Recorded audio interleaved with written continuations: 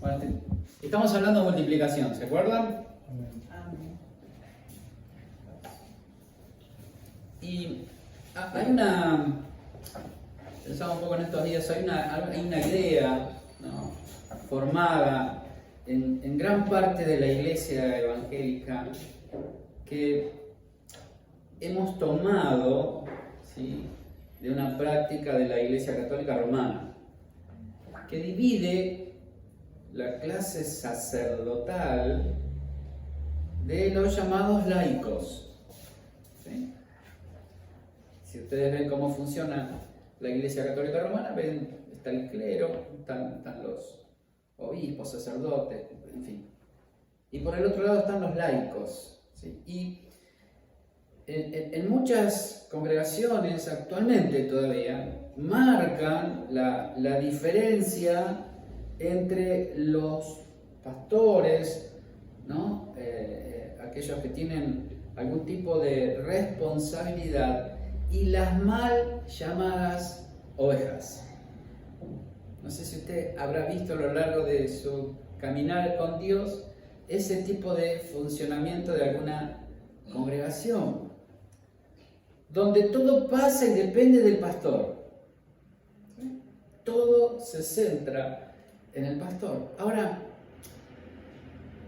cuando vamos a la Escritura, ¿no?, y encontramos la iglesia que nuestro Señor estableció, no encontramos una iglesia pastorcéntrica, sino una iglesia cristocéntrica. Y hay una gran diferencia.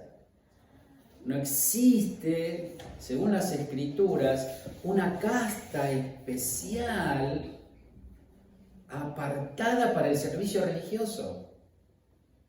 Eso también hemos traído nosotros como iglesia del funcionamiento de la religión que se vivía en el Antiguo Pacto, ¿sí?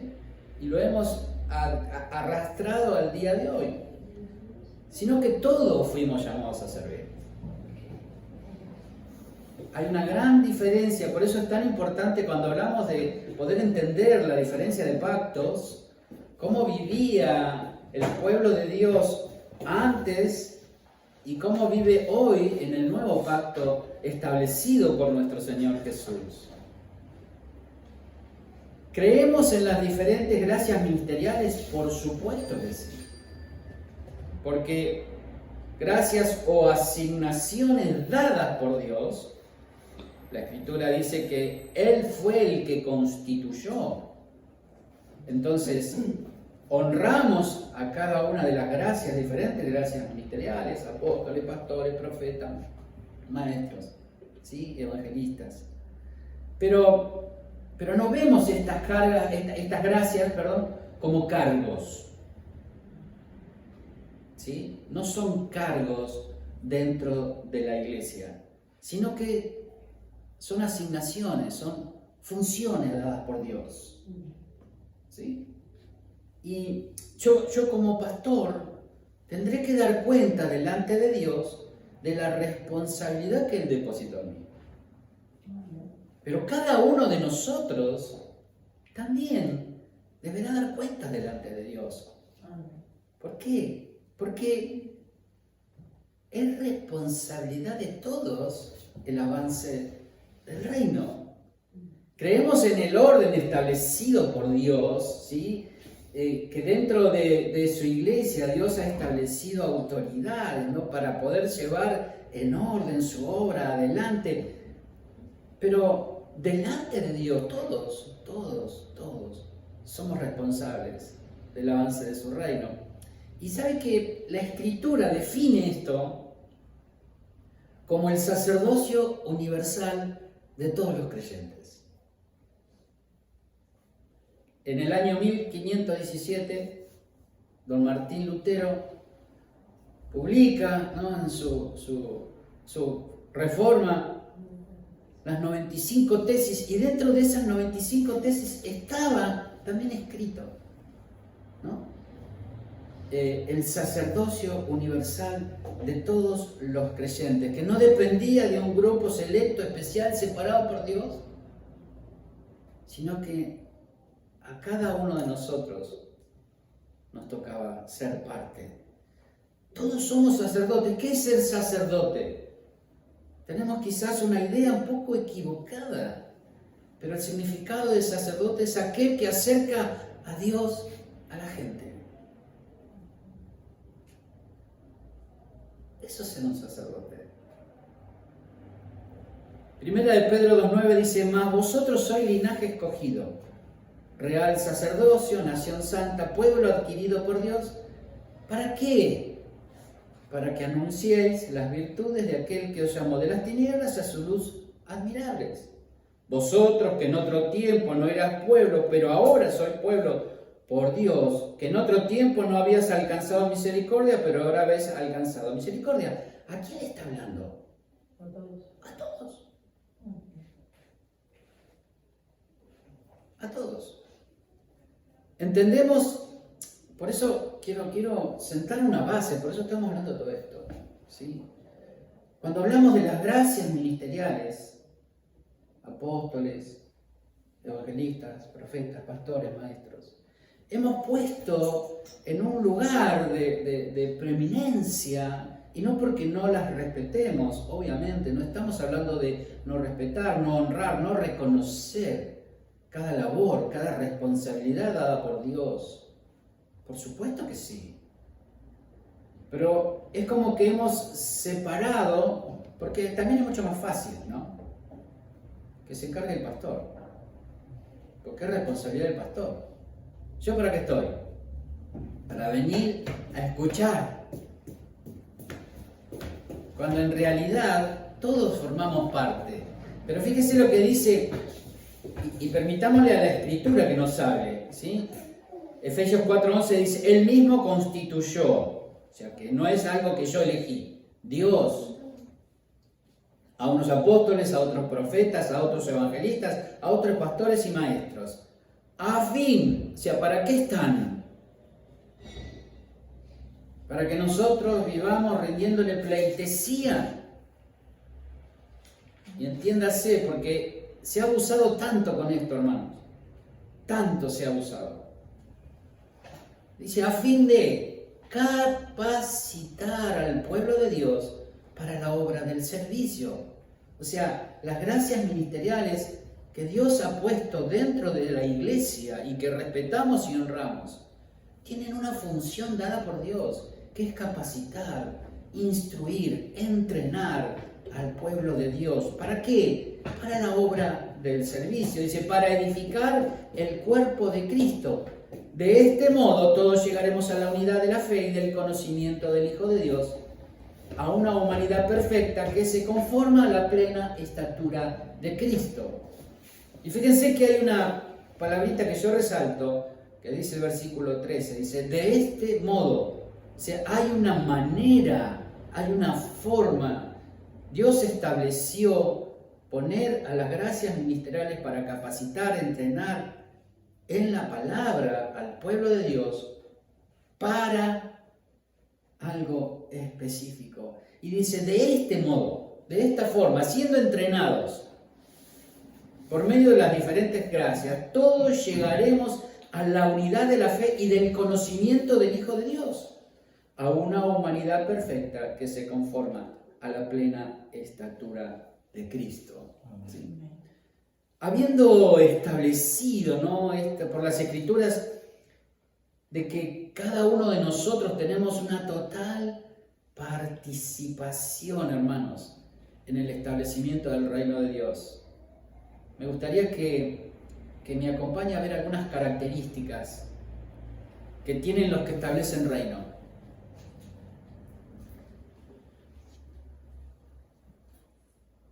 Hace unos días estuvimos hablando un poco con los hombres, unos sábados atrás, de un personaje en las Escrituras de la cual se sabe muy poco, y se habla muy poco. Y es de Felipe. Hay dos Felipes que menciona la Biblia, seguramente hay más, pero En los evangelios se menciona a uno de los 12, pero no estamos hablando de ese Felipe, sino que vamos a hablar de otro Felipe. Y sabemos poco de ese otro Felipe, como también del otro, de uno de los 12. ¿Sí? No hay demasiado desarrollo en cuanto a su vida. Ahora, con lo poco que encontramos en las Escrituras, vamos a poder profundizar en la vida de Felipe. La primera mención que se hace de Felipe está en Hechos en el capítulo 6. Y dice lo siguiente: en aquellos días, como creciera el número de los discípulos, hubo murmuración entre los griegos contra los hebreos, de que las viudas de aquellos eran desatendidas en la distribución diaria. Entonces los 12 convocaron a la multitud de los discípulos y dijeron: no es justo que nosotros dejemos la palabra de Dios para servir a las mesas. Buscad pues, hermanos, de entre vosotros a 7 varones de buen testimonio, llenos del Espíritu Santo y de sabiduría, a quienes encarguemos este trabajo, y nosotros persistiremos en la oración y en el ministerio de la palabra.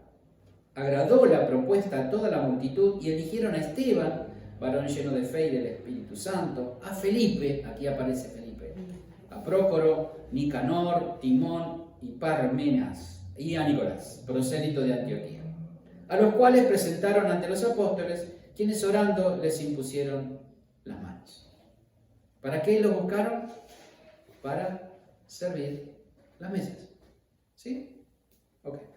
Ahora pongamos un poco de contexto a lo que estaba ocurriendo en ese tiempo. ¿Sí? En el capítulo 7, Esteban, que era uno de estos que habían escogido en el capítulo anterior que estábamos leyendo, ¿no? ¿Sí? Esteban es arrestado y él confronta a la multitud de los judíos, y después de estar ahí presentándole el evangelio, terminan apedreándolo hasta matarlo. El primer mártir, Esteban. Saulo estaba presente en ese momento. Y el capítulo 8 dice así: y Saulo consentía en su muerte, estaba de acuerdo. En aquel día hubo una gran persecución contra la iglesia que estaba en Jerusalén, y todos fueron esparcidos por las tierras de Judea y de Samaria, salvo los apóstoles. Y hombres piadosos llevaron a enterrar a Esteban e hicieron gran llanto sobre él. Y Saulo asolaba la iglesia y, entrando casa por casa, arrastraba a los hombres y mujeres y los entregaba en la cárcel. ¡Wow! ¿Qué haríamos nosotros si en este instante entrara la policía y nos dijera: si el próximo domingo los veo acá, los meto preso? Sí, pero si el próximo domingo están aquí, con 2 presos. Me pregunto, ¿volveríamos el próximo domingo?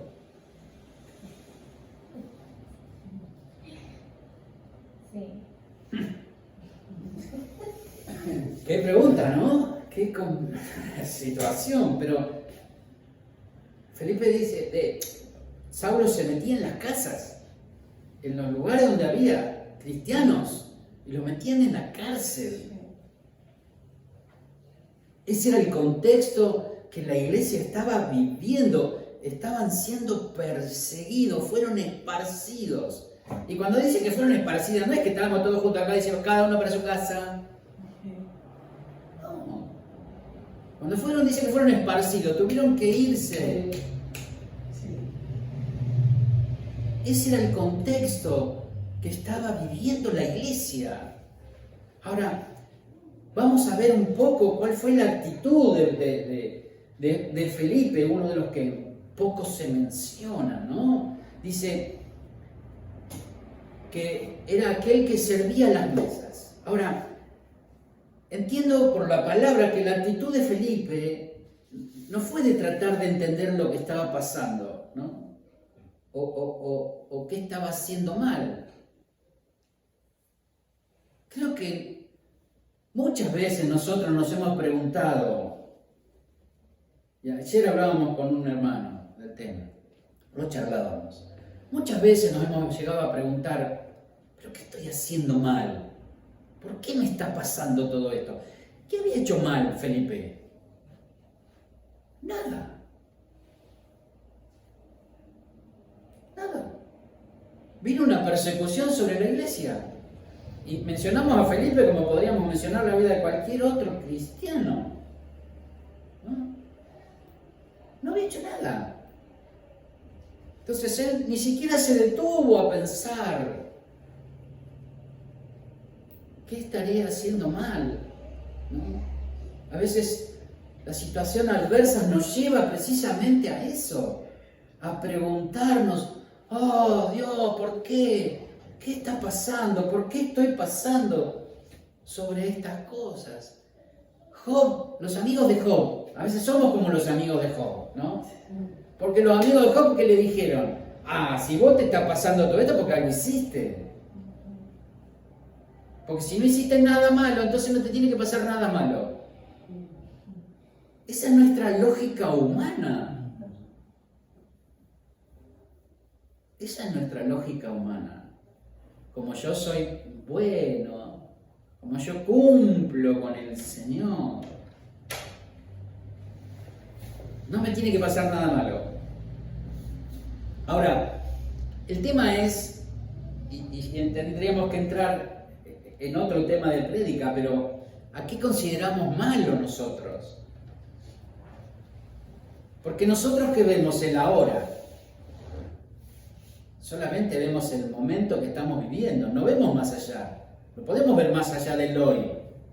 A lo sumo podemos recordar algo del pasado, pero el futuro no lo tenemos en nuestras manos. Entonces tal vez lo que hoy estamos viendo como algo malo es algo necesario que Dios está permitiendo para formar algo en nuestra vida, para trabajar algo en nuestro corazón. Entonces, no siempre las condiciones adversas son malas.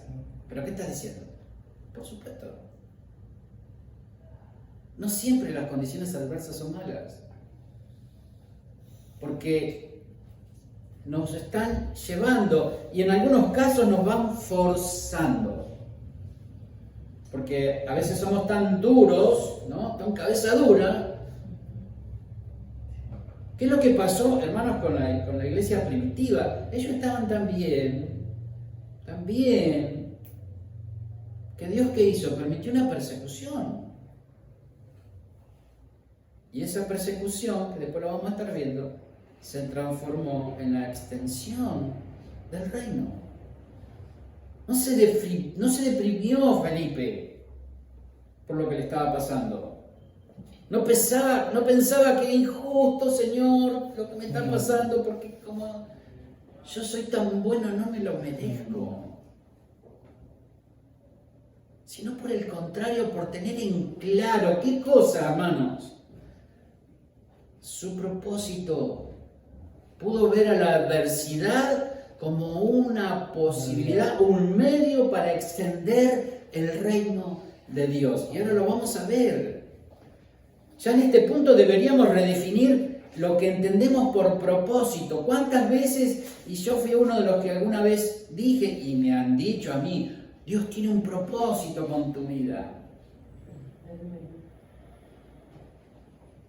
Pero deberíamos entonces, en todo caso, redefinir, de acuerdo a la Escritura, qué es propósito. Porque si vamos a la Escritura, encontramos que Dios tiene un solo propósito. Efesios capítulo 1 dice que el propósito eterno de Dios es reunir todas las cosas en Cristo. No hay muchos propósitos, hay un solo propósito que Dios tiene. Y nuestras vidas funcionan o son funcionales a ese propósito.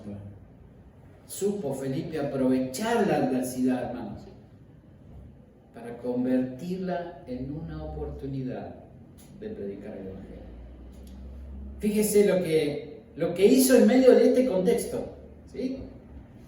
Hechos capítulo 8, versículo 4 dice, pero los que fueron esparcidos iban por todas partes quejándose. No, anunciando el Evangelio. Anunciando el Evangelio. Dice, entonces Felipe, descendiendo a la ciudad de Samaria, les predicaba a Cristo. Y la gente unánime escuchaba atentamente las cosas que decía Felipe, oyendo y viendo las señales que hacía, porque de muchos que tenían espíritus inmundos salían estos dando grandes voces, y muchos paralíticos y cojos eran sanados. Así que había gran gozo en aquella ciudad. Pregunto, ¿quién era Felipe? Aquel que servía las mesas. ¿Qué fue lo que cambió en la vida de Felipe desde el capítulo 6, que lo empezamos a ver, hasta el capítulo 8, que lo vemos a Felipe siendo usado por Dios? ¿Qué cambió en su vida? Nada, absolutamente nada. Ahora, ¿qué características tenía? Yo puse como título a este sermón, características de un perfecto desconocido. Porque eso era Felipe, un perfecto desconocido. No era un evangelista famoso, no vemos grandes cruzadas, no. Era un hombre como nosotros. ¿Qué hacía? Servía las mesas.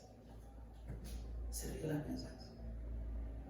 Y en el capítulo 6 describe las características de los 7 varones que fueron elegidos para servir las mesas. Y dice que hablaba varones de buen testimonio. Y hermanos, el buen testimonio no es una vida de continua negación, porque hemos visto el buen testimonio. No tengo que dar buen testimonio, me tienen que ver siempre perfecto, no tengo que allá, no tengo que el otro, porque tengo que dar una imagen. Y hemos confundido el buen testimonio con una imagen que tenemos que dar. ¿Y qué decimos? No me tengo que enojar, no me tengo que enojar, no me tengo que enojar, no me tengo que enojar. Hasta que se nos sale los clavos, hermano. Y nos bajamos de la cruz. Yo sé que a usted nunca le pasó. ¿Sí? Pero como tenemos que dar buen testimonio, estamos ahí reprimiendo. No tengo que hacer un esfuerzo por sujetar mi vieja naturaleza. No, porque tengo que dar una imagen. Y todo lo contrario es morir a mi vieja naturaleza. Es permitir que su vida se exprese en nosotros. Es ser coherente, hermanos, en todo lo que hacemos. ¿Sí? Si tuviéramos que resumir qué es el buen testimonio, es expresar la vida de Cristo en nosotros, es expresar su gobierno en nuestras vidas. Otro punto, llenos del Espíritu Santo. Yo no sé usted, pero yo crecí con una idea que formaron en mí de que éramos vasijas, ¿no?, llenas del Espíritu Santo. Pero esas vasijas, como somos vasijas imperfectas, es como que tenemos algunas grietas, algunas fisuras, por donde el Espíritu Santo parecía que se iba escurriendo, ¿no?, como que se iba perdiendo. Entonces teníamos que ser llenos permanentemente del Espíritu Santo. Y yo no encuentro eso en la Escritura. Porque cuando Cristo prometió y dijo que vendría el Espíritu Santo, no dijo que vendría de a poco. En ningún momento dijo, lo van a ir recibiendo, van a ir siendo llenados. Porque, por otro lado, el Espíritu Santo no es algo es alguien, es una persona. ¿Cómo podemos dividir en porciones a una persona? Entonces hoy recibo la mano, la semana que viene recibo el pie. Es medio tonto lo que estoy diciendo, pero en ningún momento dijo que vendría de a poco. La llenura del Espíritu Santo tiene que ver con la vida que me habita. Si pudiéramos hacer una imagen, imaginarnos un poco, y vamos a ponerle colores. Un cuerpo, y en la parte de arriba tenemos, vamos a ponerle, qué sé yo, no sé, color rojo, y abajo color azul. El color azul es la vieja naturaleza, el color rojo es la nueva naturaleza. Está ahí, y la vieja no le permite a la nueva seguir inundando mi vida. ¿Sí? Pero en esa muerte diaria, en esa entrega, en ese reconocimiento de su gobierno, de su reinado en mí, donde yo voy permitiendo que el Espíritu Santo pueda ir absorbiendo mi vida y llenando todo mi ser por completo, absorbiendo. No porque yo tenga que ahora estar orando, Señor, lléname, lléname, lléname, lléname. Él ya nos llenó. Él vino con toda su plenitud, dice la Biblia. Toda la plenitud de la deidad que habita en Cristo habita en nosotros. Por eso decimos que en Cristo lo tenemos todo. Nuestra oración no debe ser, Señor, necesito ser lleno, porque estoy lleno de su vida, lleno de su Espíritu. Lo que necesito es poder entender la cruz, es poder morir en esa cruz cada día, es poder decirle, Señor, ya no vivo yo, tú vives en mí, tú gobiernas en mi vida. Llenos de sabiduría, otro tema que hemos hablado hace unos meses atrás, la necesidad que tenemos de que la sabiduría que nos guíe, nos dirija, sea la sabiduría de Dios. O sea, ¿desde dónde nacen nuestras decisiones? Desde toda nuestra experiencia, de lo que nosotros pensamos, de lo que creemos que es mejor, o de la guía de Dios en nosotros. ¿Y cómo asegurábamos a veces esa dicotomía de saber, será el pensamiento, será de Dios, será mío, será de Dios, será mío? Y tenía que ver principalmente con nuestra relación con Dios. Si yo tengo una íntima relación con Dios, si yo vengo y le digo, Señor, yo quiero que realmente vos guíes mi vida. Yo quiero depender de vos y no sé cómo hacer las cosas. Enséñame. Si nosotros vamos con esa actitud a Dios, ¿Él qué hará? Sin duda que sí. Ahora, si yo soy independiente de Dios y ni siquiera me acuerdo ni lo tengo en cuenta, indudablemente nuestros recursos, ¿de dónde vamos a recurrir para poder decidir? No serán los mejores, porque no estaremos recurriendo a Dios. ¿Qué más podemos ver en la vida de Felipe? Y no perdamos el contexto que él estaba viviendo, que era un contexto, la iglesia estaba viviendo en medio de una persecución. ¿Sí? Era perseguida de muerte. En Hechos 8:26, unos versículos más abajo, dice, un ángel del Señor habló a Felipe diciendo, levántate y ve hacia el sur, por el camino que desciende de Jerusalén a Gaza, el cual es desierto. Entonces él se levantó y fue. Y sucedió que un etíope, eunuco, funcionario Candace, reina de los etíopes, el cual estaba sobre todos sus tesoros, y había venido a Jerusalén para adorar. Volvía sentado en su carro y leyendo la profeta Isaías, y el Espíritu le dijo a Felipe, acércate y júntate a ese carro. Acudiendo Felipe, y oyó que leía el profeta Isaías y dijo: ¿pero entiendes lo que lees? Él dijo: ¿cómo podré si alguno no me enseñare? Y rogó a Felipe que subiese y se sentara con él. Y el pasaje que leía era cómo oveja fue llevado al matadero. Y le dice, más a su generación, ¿quién la contará? Porque fue quitada de la tierra. Respondiendo el eunuco dijo a Felipe: te ruego que me digas, ¿de quién dice el profeta esto? ¿De sí mismo o de algún otro? Entonces Felipe, abriendo su boca y comenzando desde la Escritura, le anunció el Evangelio de Jesús. ¿Qué podemos ver en estos versículos?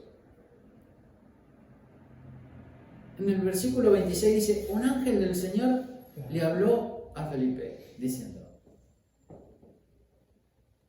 esa sensibilidad, esa conexión con Dios. Él escuchó, estaba familiarizado, hermano. ¿Y cómo nos familiarizamos con la voz de Dios? Es una relación íntima, profunda con Él, de todos los días. Si yo me voy a limitar a lo que puedo recibir un domingo en la reunión, 2 horas, no pasa nada. porque mi vida como cristiano no está acá adentro. Mi vida como hijo de Dios está a puertas afuera.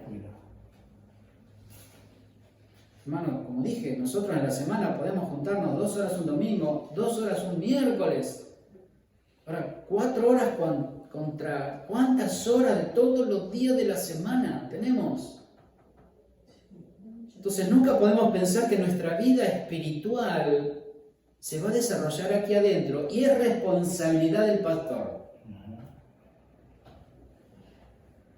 Yo no voy a desarrollar su vida espiritual, mi hermano o mi hermana. Yo lo que puedo hacer es presentarles las herramientas necesarias, la palabra, la escritura, para que, como en algún momento hemos dicho, ¿qué hace la vaca? Rumea. ¿Se acuerdan los que están desde el principio? Yo hablaba de la vaca que tiene 3 estómagos, o 2 o 3. ¿Y qué pasa? Bueno, y mastica. Y eso es lo que nosotros debemos hacer. Por eso siempre hacemos hincapié en decir, hermano, trabaje la palabra del domingo durante toda la semana. Escudriñe la escritura, siga leyendo, permita que Dios le hable. Y en ese trabajo y relación, y a veces podemos decir, pero no tengo tiempo. Creo que podemos hacernos un poquito de tiempo.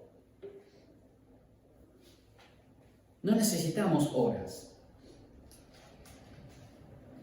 Pero nuestra comunión con Dios es 24/7. Porque yo no necesito decir, bueno, ahora me voy a parar para poder hablar con Dios. Porque yo puedo estar trabajando, puedo estar como Michel cortando una piedra y hablando con Dios. Porque si Dios me habita, tengo comunión plena y permanente con Él. ¿Y puedo estar orando en la cola del supermercado? Sí, porque no tiene que ver con un lugar, no tiene que ver con una forma, tiene que ver con una vida. Entonces lo primero que vemos nuevamente en la vida de Felipe es que él fue sensible a la voz de Dios, no lo cuestionó en ningún momento, no, tengo tantas cosas para hacer que ahora no puedo. Lo segundo que vemos es que fue obediente. Y su obediencia le permitió ver la necesidad. Dice, levántate y ve hacia el sur. Levántate y ve. ¿Y él qué hizo? Se levantó. ¿Somos obedientes a lo que Dios nos habla? ¿O hacemos lo que a nosotros mejor nos parece?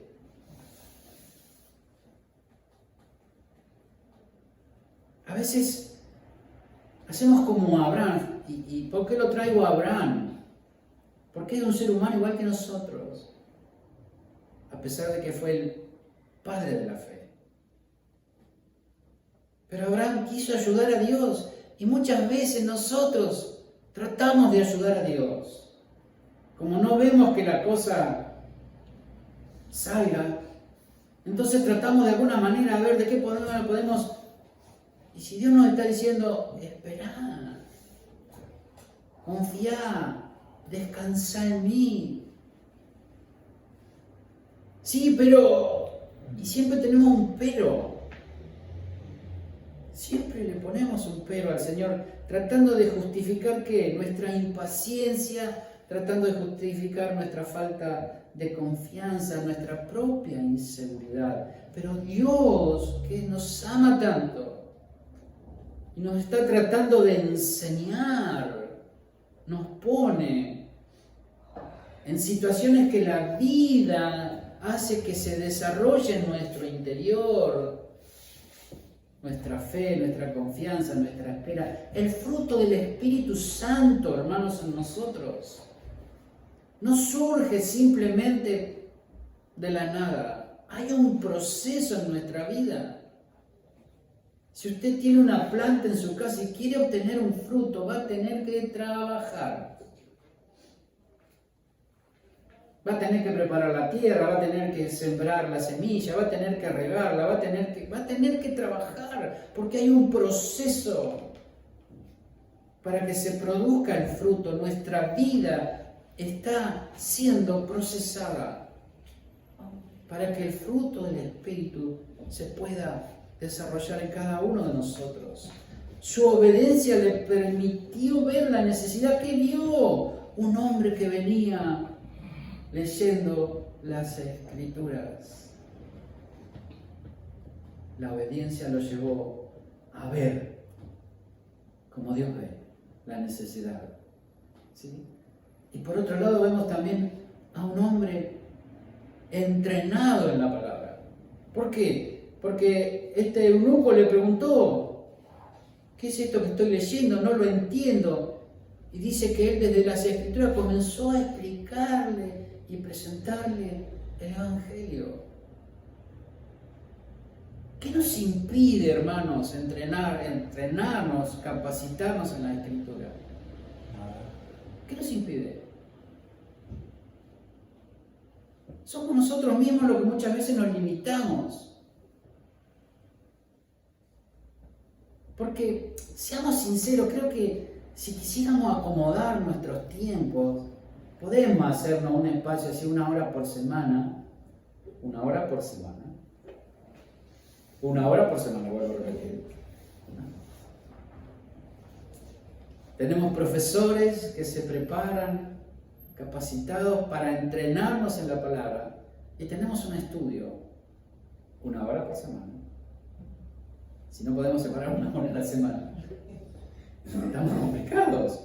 Ahora, ¿para qué es eso? Para nosotros. Es para mí. Es una herramienta que alguien me está poniendo en mis manos para yo poder entrenarme y capacitarme en la palabra. No es el todo, porque siempre decimos, todo lo que yo recibo lo tengo que trabajar, lo tengo que aplicar, lo tengo que buscar, lo tengo que leer, lo tengo que masticar. Pero son herramientas que nos van formando, que nos van capacitando. Y estamos hablando de un hombre que servía las mesas. Y como decíamos, ¿no? Él tuvo muy en claro la misión que tenía. Más allá de sus sueños, de lo que él quería hacer con su vida, había una misión que lo traspasaba. Y a pesar de la adversidad, de la situación adversa, a pesar de haber tenido argumentos tal vez para decirle, Señor, yo te serví toda la vida, mirá todo lo que hice por vos. Él fue obediente y ¿sabe una cosa tremenda de todo esto? Que él le fue a predicar a personas que eran despreciadas por los judíos. Porque él fue a Samaria. Fue a los samaritanos. Y ellos veían a los samaritanos como medio gentiles y medio judíos. Era para ellos era gente impura, era gente hereje, ¿sí? Juntarse con ellos era visto como contaminarse, ¿sí?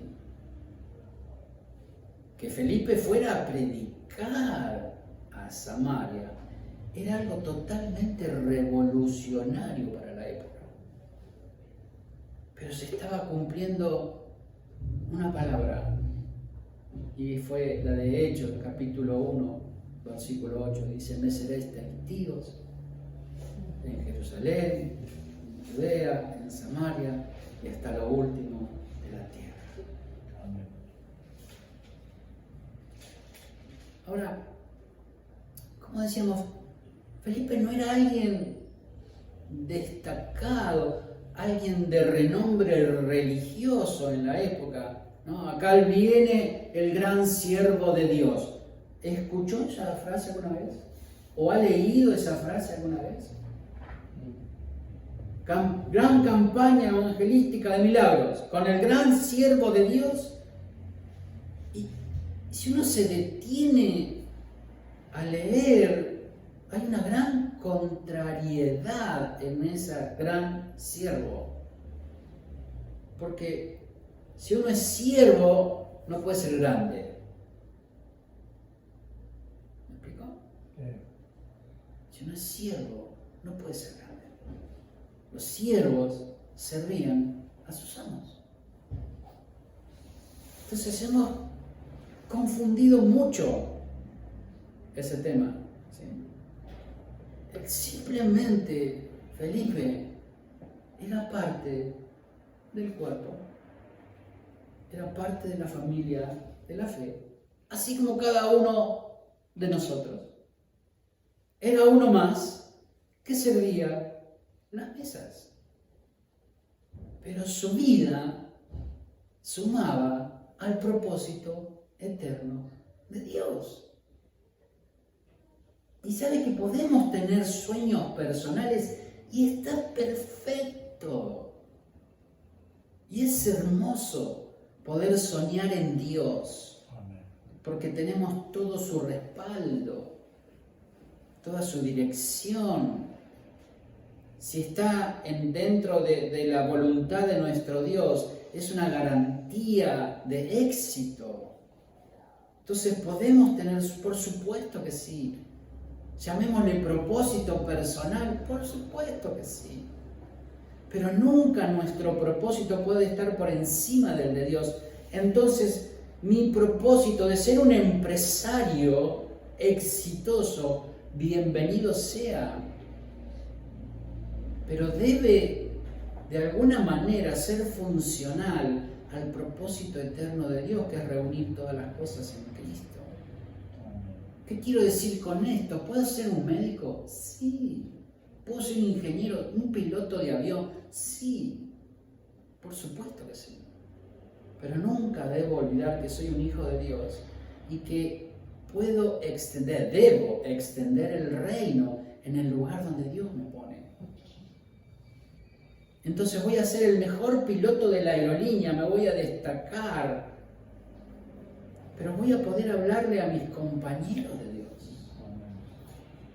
Voy a llegar a ser el director del hospital, pero aquel que tenga por delante le voy a hablar de Cristo. ¿Ven cómo el sueño personal es funcional, o el propósito personal es funcional al propósito de Dios? Porque nunca podrá estar por encima. No todos seremos evangelistas, pero sí todos debemos evangelizar. Amén. ¿Por qué? Porque no es una actividad entre semana, es manifestar la vida de Cristo en el lugar en donde estamos. No tiene que ser con saber de memoria, hermanos, las Escrituras, sino con expresar la vida. Amén. Estoy en mi trabajo y tengo un jefe que es insoportable. Entonces, como es insoportable, yo lo mando a frechuga. Ya me tenés podrido. No te aguanto más. O de lo contrario, manifiesto el amor y en algún momento, educadamente, me siento con mi jefe o con mi compañero y le digo, mira, esto y esto. Amén. Manifiesto el amor de Dios. Porque no estamos diciendo, ahora somos cristianos, tenemos que aguantar todo. Vienen, nos pegan en el látigo, nos insultan. Yo sí, porque soy cristiano. No estamos hablando de eso. Pero estamos hablando de expresar la vida de Cristo. El problema es que muchas veces nuestros hechos hablan más fuerte que nuestras palabras. De cómo nos estamos conduciendo. Y como decíamos, nuestro propósito es temporal. El propósito de Dios Siempre. es eterno. Siempre. Y fíjese que, dando un ejemplo más gráfico, a mí me gustan mucho los ejemplos gráficos, porque me ayudan mucho a entender. Un coche, hoy vemos un coche de afuera, tiene una gran cantidad de partes. Tiene asiento, rueda, volante, motor, caja, diferencial, luces, bolsas, qué sé yo. Tiene tantas cosas. Y cada una tiene una función diferente. Usted no puede doblar con la rueda, dobla con el volante. No puede tocar bocina con la luz. Cada una cumple una función diferente. Ahora, todas esas funciones que trabajan en un solo auto, en un solo coche, un solo cuerpo, tienen una función global. ¿Cuál es? Que me lleve a algún lugar. Hay un montón de propósitos para un único propósito. Un montón de funciones para una única función final.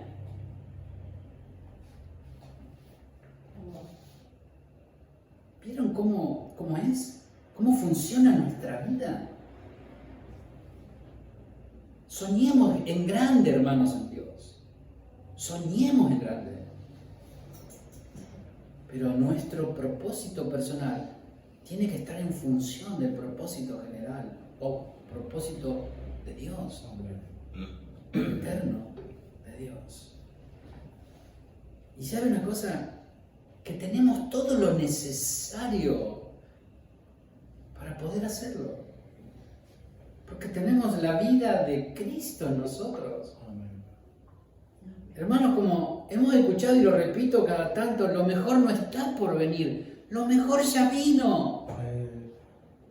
Es Cristo en nosotros. Lo mejor ya vino. ¿Hay algo mejor que eso? No. Por supuesto que no.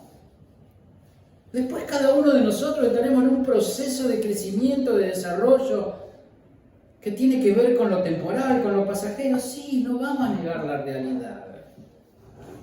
Pero lo mejor, que es Cristo, ya vino. Y lo tremendo de todo esto, que muchas veces, porque tal vez lo hemos aprendido mal, cuando uno habla de que hay personas que son enviadas, cuando hablamos de enviados pensamos en los misioneros que se van a otro país, ¿no? Que se van. Y sí, son misioneros que son enviados por diferentes organizaciones, diferentes congregaciones, por supuesto que sí, pero nosotros cada día somos enviados a nuestros lugares de trabajo, de estudio, al ambiente donde Dios nos pone. Somos enviados, ese es nuestro lugar de evangelismo.